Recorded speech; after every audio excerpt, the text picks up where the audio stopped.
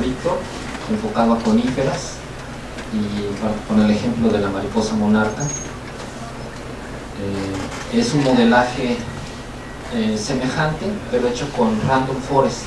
Ustedes hicieron Maxent, me imagino, ¿verdad? Y GARP. Random Forest, a diferencia de Maxent, usa además de presencias, ausencias.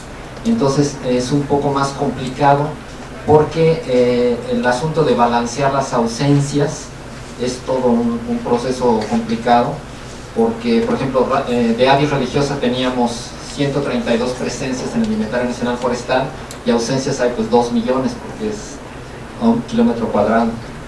Entonces es con el F5 creo. Funciona así. Y la preocupación nuestra es la misma que ha expresado muy bien Víctor.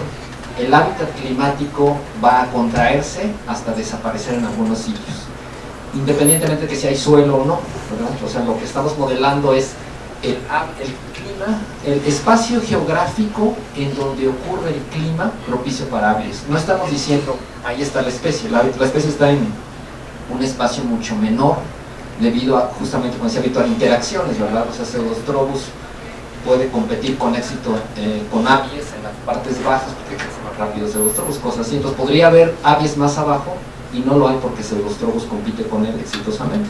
Entonces, repito, los mapas que van a ver en un momento es el espacio geográfico que está ocupado por el clima que le es propicio sin que necesariamente esté ahí la especie, y ese es el espacio que se ve reduciendo. Es un proyecto hecho con el doctor Reffeld y otras personas. Estoy haciendo tiempo. Bueno, muchas gracias por haber venido. Voy a dar mi plática y me voy a retirar porque tengo a mi hija en el hospital, entonces siento mucho no estar en el resto de las conferencias. Gracias. Bien, entonces siguiente.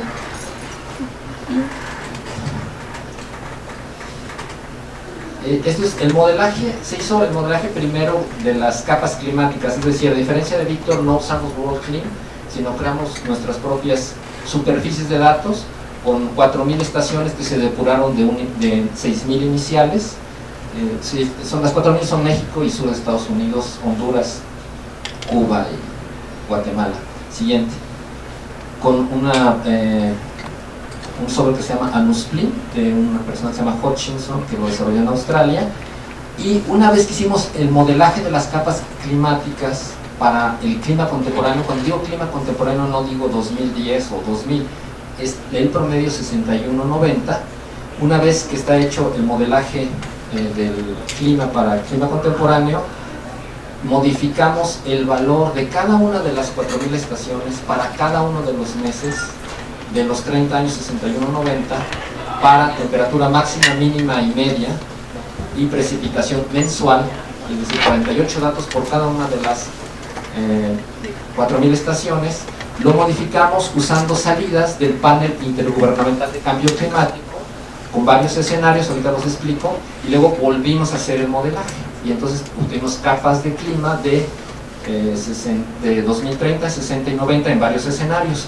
Los escenarios climáticos, aquí voy a detenerme un poco porque la que sigue es Tiberio. ¿Dónde está Tiberio? Va a hablar de esto, va a usar esta información. Los escenarios A son, algunos llaman pesimistas, nosotros le llamamos realistas, que quiere decir vamos a seguir emitiendo gases de efecto invernadero como hasta ahora. ¿Y qué es como hasta ahora? Mientras el petróleo y el carbón sea barato, lo vamos a quemar. Ya cuando sea excesivamente caro y sea más barato comprar electricidad de paneles solares, entonces vamos a pasar a usar electricidad, pero mientras sea barato lo vamos a seguir haciendo. Y México pues está en ese sentido, ¿verdad? Porque por un lado dice, vamos a bajar las emisiones a la mitad en 2050, y por otro lado vamos a sacar gas shale quebrando las rocas a profundidad, y vamos a dar concesiones a empresas norteamericanas para que perforen aguas profundas, lo que llaman ir hasta la última gota de petróleo. Entonces México es fuerte promotor del escenario A, y en un ejemplo de ¿qué es el escenario A? Bueno, es una serie de suposiciones. La suposición es, en el futuro, población 10 a la 9 es mil millones, ¿verdad? Entonces son Ahorita hay 7.000 millones en la población mundial y se proyecta para fin de siglo 15.000 millones, el escenario A, lo cual pues es realista a cómo va la fecundidad, bueno, el crecimiento poblacional. El escenario B es súper optimista. Al fin de siglo vamos a tener la misma población que ahorita, 7.000 millones. En cero emisiones, quiere decir fuentes de electricidad, sobre todo electricidad producida a través de fuentes limpias, de paneles solares, fuente eólica y marea. 8% del consumo va a ser fuentes limpias en el A y 21% en el B. O sea, ven cómo los escenarios optimistas, como ven, no quieren decir no vas a quemar petróleo. Quiere decir vamos a reducir la quema de petróleo, aumentar lo otro, y va a haber un cambio tecnológico muy importante donde va a haber ahorro de energía en todo. O sea, el B implica ahorro de energía en todo y implica lo que yo creo es el B, la condición más difícil de alcanzar, que es convergencia tecnológica entre países. ¿Qué quiere decir eso? Ahorita Finlandia, Noruega son países que están bajando sus emisiones. Casi todo el resto del mundo incrementa sus emisiones conforme al crecimiento de la economía. Si la economía crece 2%, quemamos 2% más de petróleo. Si crece 4%, quemamos 4% más. Si decrece, baja la concentración de petróleo. Así estamos, el resto del mundo. Entonces, lo de convergencia tecnológica significa países no desarrollados como México van a alcanzar tecnológicamente a Noruega y Finlandia en un plazo relativamente cercano, lo cual se me hace pues una carta a Santa Claus, pero bueno. Entonces, siguiente.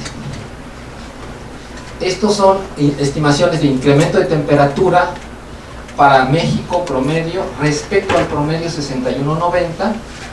Vean cómo para 2030 es más o menos 0.2 grados, un incremento de 1.5.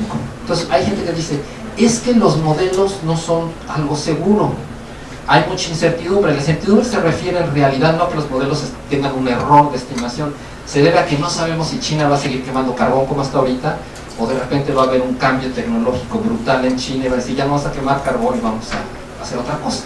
Eso es lo que no sabemos, esa es la incertidumbre de los modelos climáticos.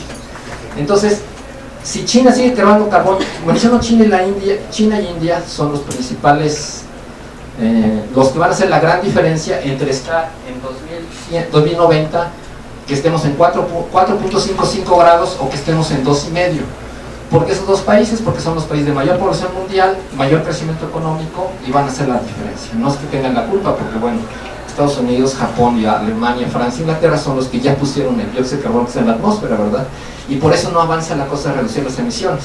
China e India dicen, nosotros tenemos derecho a desarrollarnos, y Estados Unidos digan, oigan, bájenle ustedes a sus emisiones porque van a hacer la diferencia. Bueno, entonces los dos piensan que el otro tiene la culpa, y bueno, todos tienen la culpa, creo. Entonces, lo que quiero enfatizar es que debemos tomar decisiones de manejo forestal ahorita, no en el futuro, ahorita, pensando en que 2030 es 1.5 grados, sea que China y la India cambien su producción, su consumo de carbono o no. Entonces hay que tomar acciones ya. Siguiente. Los modelos son muy variables en precipitación, pero todos indican una baja de la precipitación en México. Esto no ocurre en todo el mundo, ¿no? O sea, en el Océano Índico va a subir la precipitación. Regionalmente es muy diferente la estimación de la precipitación, pero en el caso de México sí nos tocó bailar con pasteles, ¿no? Siguiente. Esto es índice de aridez proyectado para clima contemporáneo, el mapa de arriba, y 2090 para allá abajo, con el escenario A del modelo canadiense, que significa México va a ser más árido. Vean cómo este mapa se parece muchísimo a un mapa de vegetación de Rentowski, pero es aridez. Siguiente. Esto es un modelaje muy parecido al que hizo Víctor. De hecho, los mapas de Víctor se parecen mucho al Oyamel, ¿verdad? Es área religiosa, modelado para clima contemporáneo con los datos del Inventario Nacional Forestal. Muchas veces, mucha gente con la que he conversado desprecia el Inventario Nacional Forestal porque piensa que está mal. Sí tiene errores, pero es tan vasta la información que es bastante razonable modelar, y es muy evidente a veces los errores, ¿no? Por ejemplo, modelamos pinos de Leofila, 1500 presencias de la Leofila y la variedad chihuahuana, y había 2 sitios a nivel del mar. Pinos a nivel del mar, pinos, por favor. Pero es muy fácil detectar esos errores, entonces puede uno remover esos errores y usar los 1500 datos, ¿no? Bueno, entonces hay un apuntador. Esto es la monarca, Nevado de Toluca, Popoísta, La Malinche, Orizaba, Pico de Orizaba. Y este recuadro es la reserva de la biosfera. Siguiente. 2030, reducción del 69%. Vean cómo se eleva en altitud el hábitat climático. Siguiente. Reducción del 94% para 2060. Siguiente. Y para 2090, área religiosa, 97% reducción a nivel nacional, pero en Michoacán, vean que no hay en la reserva de la biosfera un solo píxel, cada píxel es 1 kilómetro cuadrado, no hay un solo píxel en rojo, es decir, no va a haber un solo kilómetro cuadrado de hábitat climático para aves. ¿Qué significa eso? Los aves se van a estresar, porque no está el hábitat climático ahí y van a ser fácil presa de plagas, de enfermedades y probablemente de muerte, como ya lo está haciendo ahora, ya está ocurriendo ahora. Siguiente. Esto es la propuesta de manejo que tendríamos, que llamamos migración asistida, también se le ha llamado colonización asistida, reubicación. A la izquierda, bueno, los dos mapas son de pinos chiapenses, un pino amenazado, en peligro, bueno, no amenazado, pero tiene cierto estatus de protección. Esto es la Sierra Madre Oriental, Pico de Orizaba. Amarillo es probabilidad de hábitat entre 0.5 y 0.8, rojo entre 0.8 y 1, es decir, amarillo medio, rojo alta probabilidad de presencia del clima. El clima contemporáneo, izquierda y futuro 2060 en el 2060 según Hadley.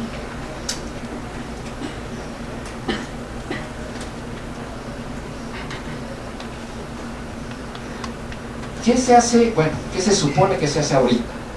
¿O qué sería lo ideal siguiendo los principios básicos de la restauración ecológica? La restauración ecológica nos dice hay que preservar los ecosistemas como están, las poblaciones como están, colectemos semilla de los alrededores del sitio donde queremos reforestar, de una población, este punto es una población real del Inventario Nacional Forestal, produzcamos planta en vivero y reforestemos aquí para mantener la composición de la estructura genética original lo más posible, la composición de especies, la estructura de la comunidad. Todo el mundo nos ha dicho eso, eso nos enseñaron cuando estudiamos biología. ¿Qué pensamos que debe hacerse ahora? Colectar semilla, producir planta de vivero y reforestar el sitio en donde va a ocurrir el clima. Es decir, adelantarnos al cambio climático con la idea de que cuando los árboles estén adultos y produzcan semilla, ya estén realineados con el clima que les es propicio. En esta figura en particular tal vez está muy lejos en el tiempo 2060 y ahorita las plantas serían dañadas por heladas porque todavía no ocurre el clima de 2060. Tal vez deberíamos plantar a la mitad de la flecha, que sería aproximadamente el sitio donde ocurriría el clima de 2030. Entonces, nuestra propuesta es realinear las poblaciones haciendo reforestación, plantando en el área predicha por los modelos de 2030. En el caso de Oyamel significaría colectar en la parte más baja posible de la población y subirse a la parte amarilla, colectar en la amarilla, plantar la naranja, y de la naranja pues ya nos amolamos porque se nos acabó el cerro. Entonces habría que establecer nuevas poblaciones en sitios a mayor altitud, Popocatépetl, Iztaccíhuatl, La Malinche, Pico de Orizaba, La Marquesa, y pues prender un sustancial número de veladoras a ver si la mariposa se cambia de lugar a sus sitios de hibernación. Ustedes saben que la mariposa monarca, que llega al Santuario del Rosario, Sierra Chincua y demás, jamás ha estado en México. Es como la cuarta o quinta que llaman supergeneración. 3, 4 generaciones atrás, o 4 generaciones atrás estuvieron en México, se reproducen camino a Canadá 3 veces y regresa a una supergeneración que nunca ha estado aquí. ¿Cómo le hace para saber que tiene que llegar al Rosario? Tienen aparentemente genes similares a los aves migratorias, que son un sistema de navegación con una compensación por compás, es decir, dependiendo de la época del año, con la posición del sol pueden, es como un compás, pueden publicarse, y eso se hereda. ¿Cómo le hace? ¿Cómo funciona ese gen? ¿Quién sabe? Pero es una explicación posible. Ese sistema heredado de navegación por compás, compensado, le dicen, compensado por la época del año, puede cambiar tan rápido de aquí al 2060 o 90 que ya no va a haber hábitat en la monarca y va a estar en otro lado. No sabemos. Por lo pronto vayan a ver las monarcas lo antes posible, lleven a sus sobrinos antes de que no haya siguiente. Cuando digo mover del verde al amarillo, del naranja al rojo, etc., significa moverse en altitud hacia arriba. Si los círculos llenos son clima contemporáneo, altitud contra media temperatura del mes más caliente. ¿Por qué escogimos esta variable? Porque el modelaje es la más importante. De varios modelajes que hemos hecho, cuando las especies son de elevada altitud, las variables más relevantes siempre son temperaturas extremas, mínimo, máximo del temperatura del mes más caliente o del más frío, nunca es la media, y no es precipitación de las más relevantes. Cuando son especies de climas secos, precipitación o cocientes de precipitación son los más relevantes. Bueno, por eso está esa variable. Y los círculos vacíos son el clima que va a ocurrir en ese mismo sitio, pero en 2030. Entonces, esta población necesita para vivir 17.5 grados de temperatura del mes más caliente. La pregunta que nos hacemos para tomar decisiones de manejo es: esta temperatura de 17.5, ¿en dónde va a ocurrir en 2030? Va a ocurrir a 300 metros más arriba. Si ahorita estamos a 2.300, va a ocurrir a 2.600. Entonces decimos, partimos de la suposición, esta población necesita 17.5, vamos a plantarla donde va a haber 17.5 en el 2030. Subirse 300 metros. Siguiente. Podemos simplificar esto haciendo zonificación altitudinal. En este caso es en base a ensayos de procedencia de Pinos Harvey, en donde en función de la cantidad de variación genética entre procedencias zonificamos zonas de 2000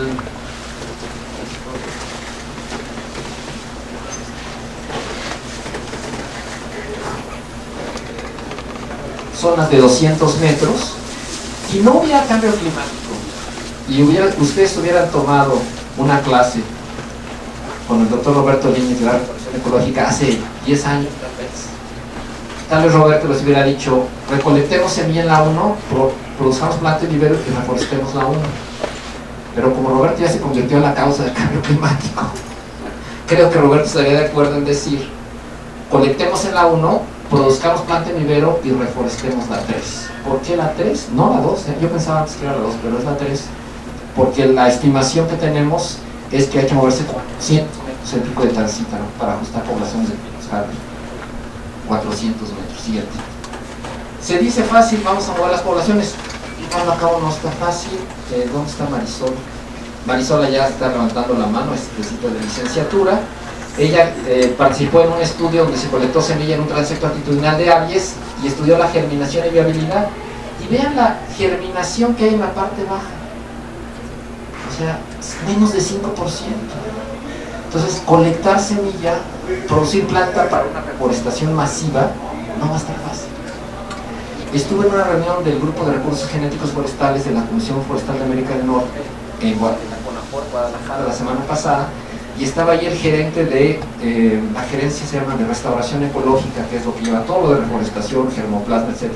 Y nos dijo: cada año la CONAFOR paga contratos para producir planta de Harvey y necesitamos un abasto de 200 kilogramos de semilla de Harvey cada año. Y desde en 4 años, los últimos 4 años, hemos colectado 4 kilogramos. 4 kilogramos. No hay semilla. O sea, todos sabes que los pinos tienen años semilleros y no semilleros, pero no semilleros, siempre hay algo de semilla. Si ustedes colectan en todo el eje volcánico, entonces antes se podía colectar algo de semilla, aunque no fuera año semilla. Pero lo que nos está pasando aquí con aves, les está pasando a ellos también. Aquí pensamos que es el estrés, porque está en un clima muy frío y el rodal es muy abierto. Bueno, ahorita voy a regresar a este punto del estrés. Solo quiero enfatizar aquí, no va a estar fácil hacer lo siguiente. Con la semilla se produjo planta y se estableció un ensayo de procedencias. Esto llamamos el ensayo de procedencia de jardín común, lo que en la literatura en inglés Common Garden Test. Estos ensayos son algo intermedio entre vivero y campo. No tienen el problema de que en el vivero el envase restringe el crecimiento de la raíz y no tienen el problema de que en el campo hay mucha variación. Entonces, algo intermedio, la planta puede expresar su potencial genético de crecimiento.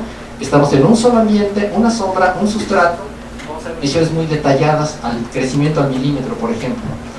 y nos permite medir con mucha precisión la variación genética entre poblaciones, y esto nos permite hacer la zonificación altitudinal que he mencionado. Siguiente. Este es un ensayo que se hizo de maestría. Dante, ¿dónde está Dante? Levanta la mano, es la tesis de Dante, o asesoría con el doctor Roberto Lindig. Hicimos estos cajones como un garden test que mencioné, que mostré en el anterior, pero a distintas altitudes. Entonces ahí sí es algo intermedio entre Common Garden Test y ensayos de campo, porque los cajones, que le llamamos así, camas elevadas de crecimiento, le podemos llamar, estuvieron ubicados a 2100, 2400 y 2700. Vean que la diferencia entre los sitios es de 300 metros en Nuevo San Juan. ¿Por qué escogimos 300 metros? Por aquello de que para 2030 necesitamos subir 300 metros. ¿Por qué 300 metros? Porque el cambio esperado es 1.5 grados, medio grado por cada 100 metros medio grado por cada 100 metros de cambio altitudinal hacen que compensemos grado y medio subiendo 300 metros. Por eso el diseño experimental, y probamos Leiofila, Pseudostrobos y el michoacano de Boniana. Siguiente. Estos son resultados preliminares, está en proceso de, está sometido. Aquí tengo una cosa que llamamos distancia de transferencia altitudinal. Déjenme detenerme un segundo. A veces que he mostrado zonificaciones que hemos hecho y me dice una gente que está en Oaxaca: oiga, aquí el pino Pseudostrobus crece a mayor altitud, ¿cómo usamos sus zonas si aquí la equivalencia no es la misma porque estamos más al sur en altitud? Y es cierto. Entonces una manera de solucionar esto es estimando lo que llamamos distancia de transferencia altitudinal o climática, que es la diferencia entre la altitud o el clima del sitio de colecta respecto a la altitud o clima del sitio de plantación. Entonces ya tenemos una medida relativa aplicable en todo el país, digamos. Entonces, climática en todo el país, altitudinal no aplicable en todo el país. Cero es una población está creciendo a la altitud donde fue colectada. A la derecha, números positivos es nos movemos 400, 800 o 1000 metros hacia arriba. A la izquierda es bajamos altitudinalmente hasta 600 metros. Entonces vean cómo hay una caída. Esto es una demostración de por qué digamos, no sé si le puedo llamar dogma, la dogma en restauración ecológica es la población local es la mejor por default. Es decir, puede ser que haya otra un poco mejor, pero por default las locales siempre son buenas. ¿Por qué? Porque están adaptadas a ese ambiente, y si ustedes se mueven a sitios más fríos o sitios más calientes, cae el crecimiento. Eso es cierto, ya que lo estamos viendo. El punto de la decisión de manejo que tenemos que tomar es caminar al filo de una navaja. Si yo me adelanto demasiado al cambio climático y planto demasiado arriba, tengo daño por heladas. Si planto demasiado abajo, no tiene mucho caso. Es caro hacerlo y las plantas de todas maneras se van a morir eventualmente. Entonces tengo que avanzarlo lo más que pueda, y en inglés pushing the envelope, o sea, forzar hasta donde pueda la capacidad adaptativa a un clima diferente. Y lo que queremos viendo estas gráficas es decir, hasta dónde podemos forzar el movimiento de las especies. Y vemos que si plantamos arriba de 400, nos movemos más de 400 metros, hay una caída muy sustancial de crecimiento. Una gráfica sorbense es muy parecida. Entonces si pensamos que hay que moverse 300 a 400 metros, y eso sería algo viable. Esto es un ensayo que se hizo también con Roberto de usar plantas nodriza, es decir, al mover el Abies a otro sitio, es sujeto de temperaturas extremas, a veces frías, a veces muy calientes. Entonces plantar primero Lupinus elegans, que va a proveer de una sombra protectora, un efecto nodriza, plantar luego el Abies, y después el Abies rebasa a Lupinus. Además el Lupinus se muere en 3 años, y 2 años ni siquiera hay que quitarlo uno, se muere solo. Entonces habría que usar nodrizas, ¿sí?, tanto para proteger para clima frío extremo o también para protección de temperaturas extremas. Y esto es difícil verlo, pero esta planta es el Lupinus, y el oyamel está aquí al tallo, y esta misma planta es esta. Y vean, estas ramas secas es el Lupinus que ya se murió, entonces es bien fácil, porque no hay que hacer nada, se muere solo. Se inmola por el bien de los árboles. Siguiente. ¿Qué pasa si no hacemos nada? Hay gente que dice, estos cuates que están estudiando el cambio climático lo están estudiando porque ahorita hay mucho dinero en eso. Entonces son una especie de bacterias oportunistas que van tras el dinero de los proyectos, de los grants, y está de moda. Entonces quieren dinero y fama, y por eso están estudiando eso. Pero sus modelos no son algo seguro. Eso es lo que se dice. ¿Está bien? ¿Qué tal si no hacemos nada? Esto es en las montañas Atlas, que es una cordillera que está en Marruecos y Argelia, entre el Mediterráneo y el desierto del Sahara, y la parte inferior de la distribución altitudinal se está muriendo masivamente los árboles, que es Cedrus atlántica. Es una foto del doctor Matías Casaba Matías, que publicó en Nature. ¿Por qué Cedrus atlántica no está más abajo de donde está? Porque está demasiado seco al Mediterráneo, demasiado seco al Sahara. La parte baja de la población está en el límite, aguantando como pueda el calor de la cercanía del Sahara o de la cercanía del Mediterráneo. Viene el cambio climático que ya está en curso, el clima se desplaza altitudinalmente hacia arriba y esos árboles que ya estaban en su límite no pueden más y son sujetos de plagas, de enfermedades y muerte masiva. Y esto está ocurriendo en todo el mundo. Les recomiendo el artículo de Allen con doble L, Forest Ecological Management 2010, que es un estudio a nivel mundial. Y hay un mapa mundi y uno dice, pues no hay un patrón, o sea, hay sitios de declinación masiva en todo el mundo. Y uno dice, bueno, ¿cómo que en todo el mundo? Yo hubiera esperado, bueno, cerca del Sahara, pues geológica, pero en todos lados. Es en todos lados porque siempre ocurre en el límite altitudinal inferior de todas las especies, o no todas, pero muchas especies. Siguiente. Pues ya llegamos a Michoacán, en una comunidad indígena muy bien organizada, la Meseta Purépecha, nos dijo, pueden venir a ver este sitio, tenemos una muerte masiva de árboles, no sabes qué pasa. Bueno, sí me dijeron, pensamos que es el cambio climático. Y vean cómo hay una defoliación. Esto ocurre porque en el periodo de secas ahora es más seco que antes, más caliente y se mueren ramas. O se seca el follaje, llegan las lluvias, los árboles se recuperan, pero no se recupera totalmente, varias ramas quedan muertas. Entonces es una especie de, no es una muerte súbita, es una muerte modular. Se van muriendo ramas hasta que la fotosíntesis pues ya no es suficiente para alimentar el árbol, está demasiado debilitado, y entonces ahora sí llegan plagas de enfermedades. Muchos forestales piensan, tenemos un tremendo problema de descortezador, de Cronartium, plagas de enfermedades por todos lados. No es un problema exactamente de plagas de enfermedades, es un problema secundario. El problema primario es la debilidad del árbol debido al estrés climático. Siguiente. Los patrones pueden ser, como mostré en el anterior, generalizado, de abajo hacia arriba, siguiente, o de arriba hacia abajo. Visitamos este sitio hace 3 años, me parece, y hace 1 año y medio nos dijeron, ya tenemos otro sitio que no hemos visitado, pero ya tenemos otro, entonces pues, dentro de 5 años van a ser 5 y luego 10. Siguiente. Esto es abies en la monarca. Cualquiera que conozca un abies sabemos que podemos distinguir un abies desde muy lejos porque tiene su copa muy característica, muy cónica, y un verde muy oscuro, una copa muy densa. Esa densidad de copa es lo que usan las mariposas para protegerse de las lluvias invernales. Tal vez sepan que si una mariposa se moja en el invierno, en el periodo más frío, se congelan las alas y se muere. Ha habido episodios de mortalidad masiva de este tipo en inviernos en los santuarios, y entonces la sombra que le da el oyamel es perfecta porque le llaman efecto de paraguas y efecto de cobija. Paraguas porque detiene la lluvia, y cobija porque crea una capa que evita la pérdida de calor del suelo y mantiene una temperatura más elevada. Por eso está en el abies. Pero este abies ahora se está defoliando. El rosario, siguiente. Árboles muertos, relativamente jóvenes, siguiente. Y muchísimos árboles despuntados. ¿Por qué despuntados? Porque ya no puede subir agua hasta arriba.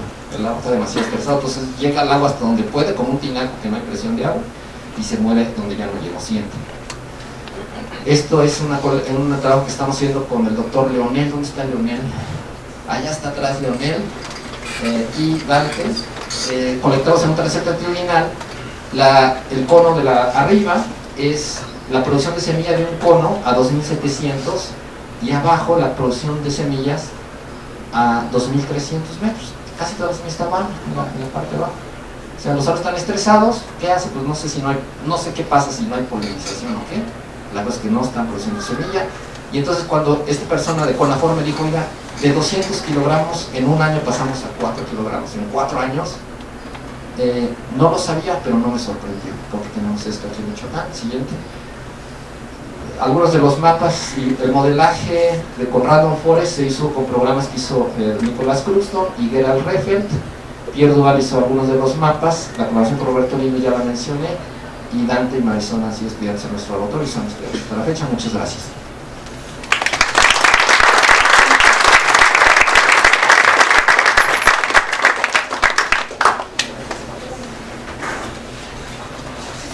¿Alguna pregunta?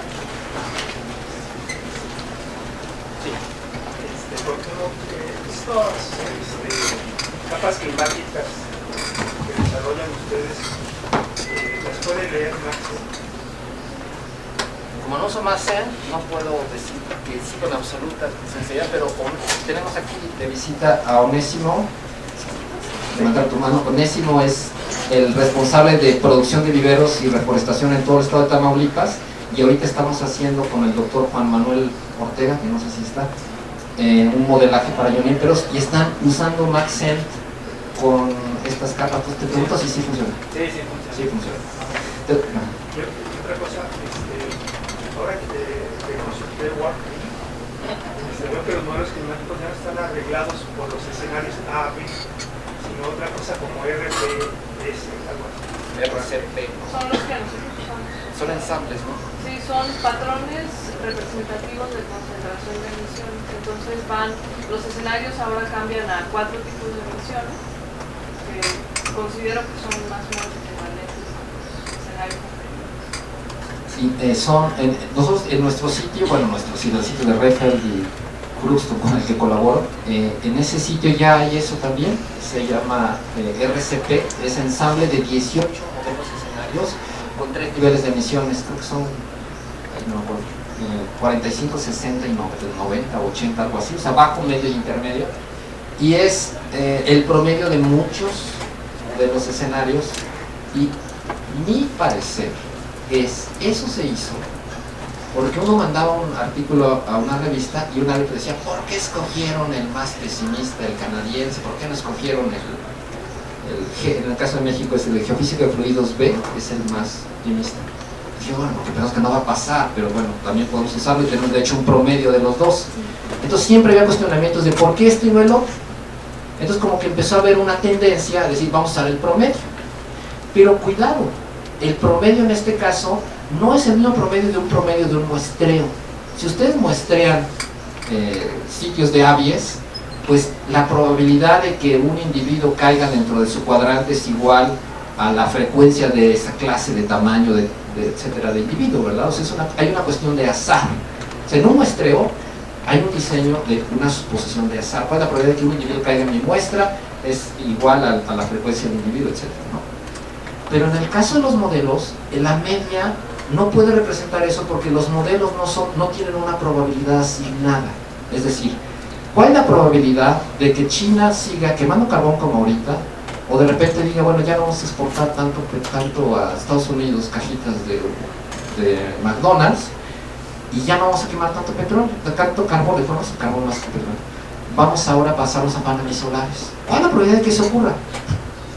Es una decisión política cuya probabilidad no es conocida. Entonces a lo que voy es que muchos modelos escenarios son optimistas bajo una suposición que a mí me parece poco posible. ¿Cuál es la probabilidad de que México alcance a Noruega de aquí a 2050? Permítanme, no me voy a reír porque ya me duele el estómago. Entonces, si tú metes en los ensambles un montón de optimistas, el promedio es bastante optimista y es lo que estamos obteniendo. Es decir, nosotros hemos usado canadiense, Harvey, física de fluidos, A y B para cada uno de ellos y hemos dado el promedio y el ensamble es un poquito más optimista. ¿Por qué? Porque hay un montón en esos 18 de optimistas que yo creo que no van a pasar. ¿Por qué están haciendo mucha gente eso? Por las críticas de los árboles. Porque usaron este y no otro. ¿Alguna otra pregunta? Sí, maestro. Mencionaba hace rato que es inherente la dificultad del cambio asistido, Es que dijo inherente de la especie. O sea, la especie en sí tiene problemas con la germinación. Sí. De manera institucional o con los responsables de la reforestación, ¿qué tanto problema hay en esta reforestación asistida? ¿De llevar a cabo la migración asistida? Sí. Uy, no es una pregunta fácil porque hay muchas respuestas. La percepción que yo tengo es cuando uno muestra esto a un grupo de forestales, hemos hecho talleres con gente de la CONAFOR en Oaxaca, Nuevo San Juan, Morelia y Ixtlán de Juárez, Oaxaca. La recepción es muy buena, es decir, caray, con razón se están uniendo los árboles, sí hay que hacer esto, pero a la hora de tomar las decisiones es muy difícil. Te doy un ejemplo. En el caso de Ixtlán de Juárez tienen pinos pátula, que es la especie que crece más rápido de México en pinos, en sitios buenos, claro, en sitios propios para pátula. Y entonces en la parte baja de pátula, como decimos, hay que subir pátula, y abajo ¿qué queda? Pues no, ya no hay pátula, hay que subir la que sigue, que es pinos oaxacana. Entonces, la gente no quiere oaxacana, porque crece menos. Aquí en Michoacán, la parte baja de Pseudostrobus, habría que reemplazarla con pinos de boliano michoacano. La gente no quiere porque tiene estado cespitoso. En la parte de arriba sí quieren, es decir, me vas a reemplazar Harvey y en Ixtlán de Juárez por pátula, perfecto, el Harvey crece bien lento. Me vas a quitar Oyamel por Pseudostrobus en la reserva de la biosfera, perfecto. Oiga, no, que no sé, bueno, no entro a eso.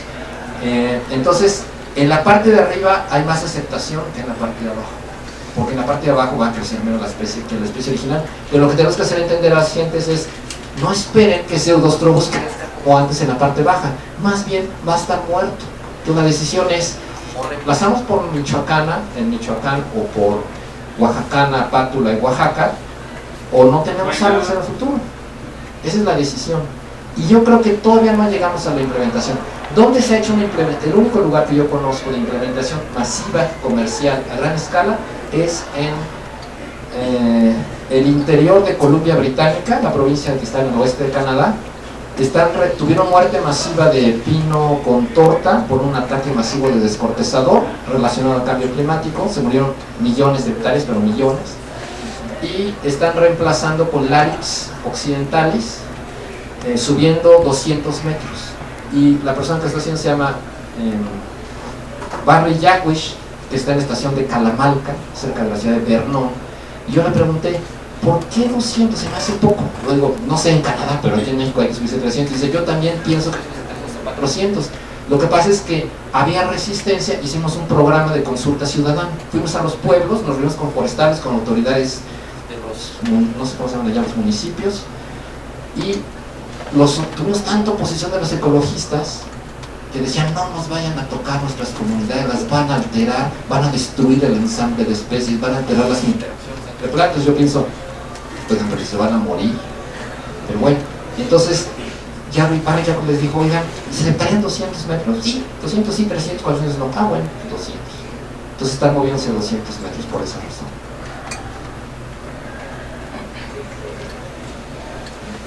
Muchas gracias.